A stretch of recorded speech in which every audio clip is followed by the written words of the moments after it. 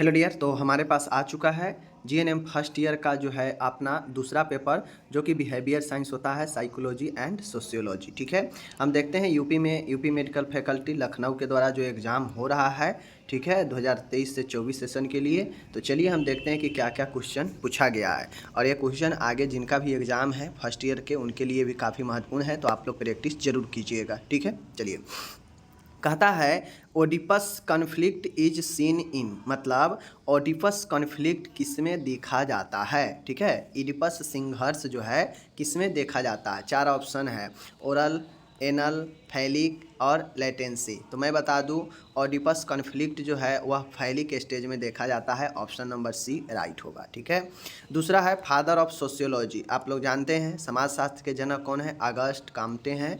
तो option number C इसका right होगा। ठीक है, उसके बाद है, कहता है कि ध्यान जैसी मानसिक प्रक्रियाओं का वैज्ञानिक अध्ययन क्या कहलाता है। कहने का मतलब है कि ध्यान हो गया, लर्निंग हो गया, मेमोरी हो गया, मतलब जो भी मन के द्वारा, आपके मन के द्वारा काम होता है, मेंटल प्रोसेस होकर आपका काम होता है, वह सारी प्रक्रिया वैज्ञानिक अध्ययन में, साइकोलॉजी में क्या कहलाता है।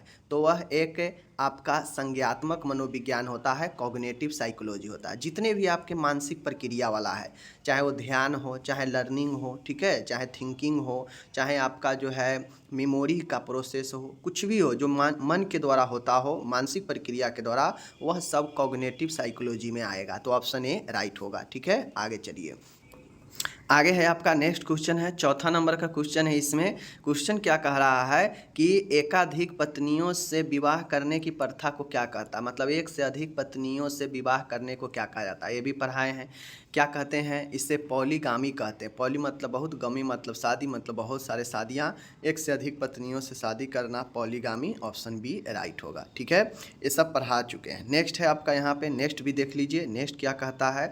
चलिए, नेक्स्ट क्वेश्चन है, दूसरों के प्रति अविश्वास शामिल होता है, उससे क्या कहते हैं।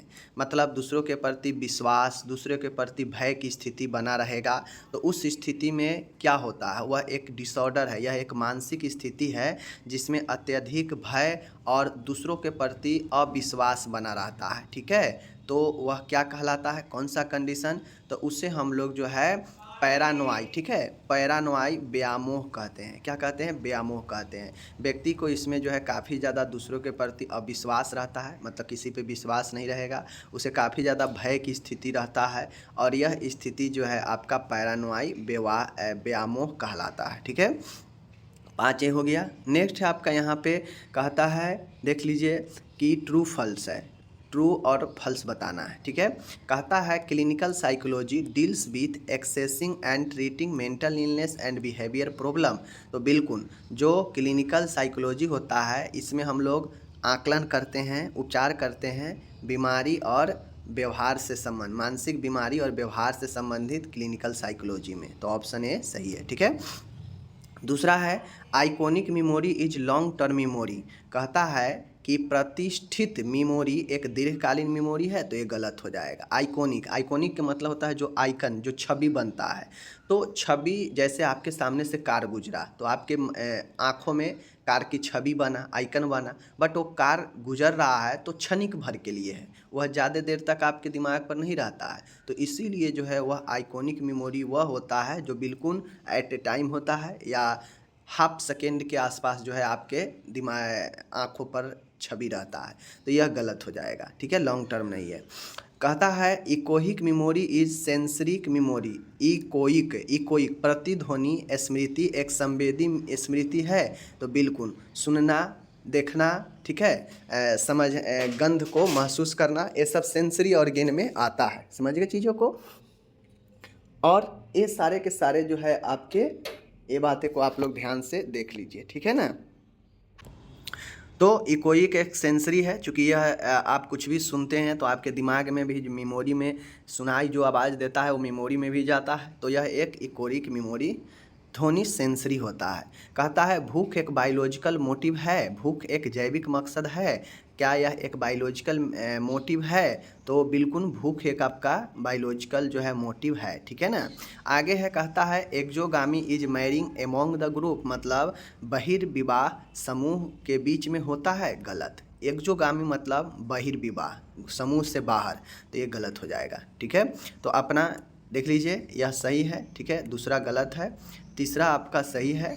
ठीक है, चौथा सही है, पांचवा गलत है। ठीक है, चलिए अब आ गया फिल इन द ब्लैंक। कहता है डैश विकसित मनोसामाजिक सिद्धांत है। कहता है dash developed psycho social theory, मतलब किसने साइको सोशल थ्योरी को दिया। एक होता है साइको एनालिसिस जो कि सिगमंड फ्रायड है, और साइको सोशल आ जाएगा तो साइको सोशल में एरिक एरिक्सन होगा। क्या होगा? Erik Erikson. ठीक है, ध्यान रखिएगा, एरिक एरिक्सन। ओके, चलिए पहला ये हो गया। कहता है the word personality comes from the word, मतलब कौन से शब्द से पर्सनालिटी शब्द आया है। तो आपको मैंने कितना बार बताया है, परसोना लैटिन शब्द है, इसी परसोना शब्द से पर्सनालिटी बना है। ठीक है, परसोना। आगे है तीसरा है immoral traffic act is to prevent human trafficking. ठीक है, ह्यूमन ट्रैफिकिंग, यह मानव जो व्यापार होता है उससे जो है बचाने के लिए जो है यह ट्रैफिकिंग एक्ट आया। ठीक है, तो ह्यूमन ट्रैफिकिंग होगा जिसमें विभिन्न प्रकार के सेक्सुअल जो अनैतिक तरीके से लोगों को बेचकर देह व्यापार करवाता है। ठीक है ना, चाहे सपा में हो, चाहे वो आपके मसाज वाले में हो, बहुत तरफ देखते हुइएगा कि अलग अलग तरीके से नाम कुछ और रहता है। जो लोग चाहते हैं, जो नॉर्मल लोगों में यूज किया जाता है, जैसे सपा मसाज पैलेस होता है। ठीक है, लेकिन वहाँ पे लोग मसाज करवाने जाते हैं, लेकिन उसके पीछे गड़बड़ चीज़ें भी होता है।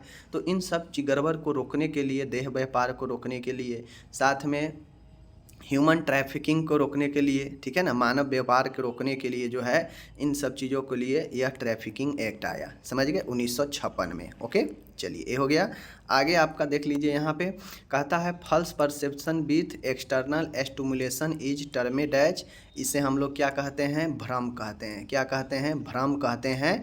इसे हम लोग एलूजन कहते हैं। क्या कहते हैं? एलूजन। एलूजन कहते हैं इस स्थिति को, 3.4 को। ठीक है, आगे कहता है व्यक्तियों और उनके पर्यावरण के बीच संबंधों के अध्ययन को क्या कहा जाता है? कहता है the study of the relation between individual and their environment is called, इनके बीच क्या कहा जाता है? तो ये चीज़ें हैं। और यहाँ पे कहता है व्यक्तियों और उनके पर्यावरण के बीच संबंधों के अध्ययन को क्या कहा जाता है? तो इसे पारिस्थितिक तंत्र यानी इकोलॉजी कहा जाता है। क्या कहा जाता है? इकोलॉजी। ठीक है, तो ये चीज़ें हो गया आपका 3 पॉइंट, तो आपका सब चीज़ बता दिए। देखिए इसमें का जो ऑब्जेक्टिव था मिला जुला था। ठीक है ना, कुछ क्वेश्चन अच्छे पूछे गए थे, और बाकी जो है इमोरल ट्रैफिक वाला ये मैं पहले भी यूपी में पूछा गया था, तो मैं पहले भी बता दिया था इमोरल वाला। बाकी सब चीज़ सब ऑब्जेक्टिव में पढ़ा ही दिया हूँ, एक आध छोड़ दिया जाए तो ठीक है। कोई चूँकि देखिए पढ़ाई है तो एक आध इधर उधर से आ जाता है, उसके लिए टेंशन नहीं लेना है। और कोई 100% बना के आता भी नहीं है, कुछ ही होंगे जो 100% बना के आते हैं। लेकिन मैं बता दूं 12-13 तो मैं 100% पढ़ाया था, ये 12-13 आपको बनना चाहिए 15 में से। ठीक है, ये चीज़ें हो गया।